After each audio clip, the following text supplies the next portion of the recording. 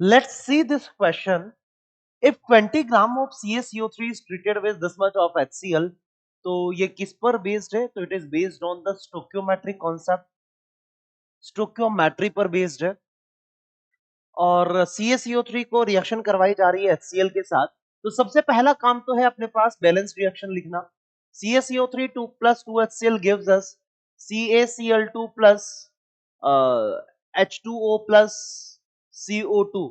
क्या carbon balance है? सारी चीजें hydrogen balance, hydrogen balance, chlorine balance, chlorine balance, calcium एक, कैल्शियम एक, ऑक्सीजन तीन, ऑक्सीजन तीन, सब कुछ बैलेंस्ड है। अब इन्होंने बोला है कि 20 gram of CaCO3 was taken, तो नंबर ऑफ मोल्स क्या हो जाएगा? Mass upon molecular mass. तो 20 डिवाइड बाय CaCO3 का molecular mass. Molecular mass of CaCO3 कितना?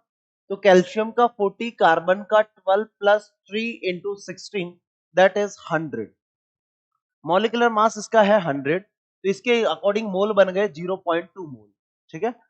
In the same way HCl का निकालते हैं। HCl के अंदर एक बात लिखी गई है, HCl में एक बात लिखी गई है कि 20% HCl है, 20% वॉल्यूम दे रखा है, इसका मतलब 20% HCl यानी कि वेट बाई वॉल्यूम है। इसका मतलब लिख सकते हैं 20 gram HCl in 100 ml, 100 ml solution.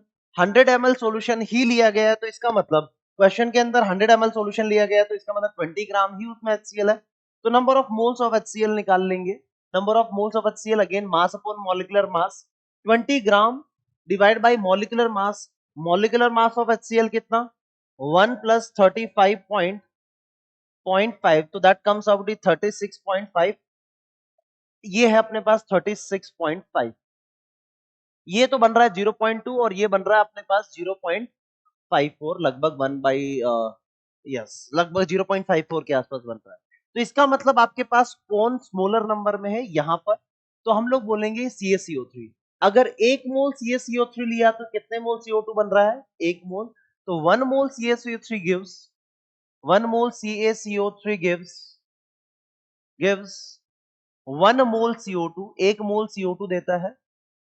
तो 0.2 मोल कितने देगा? 0.2 मोल CaCO3 gives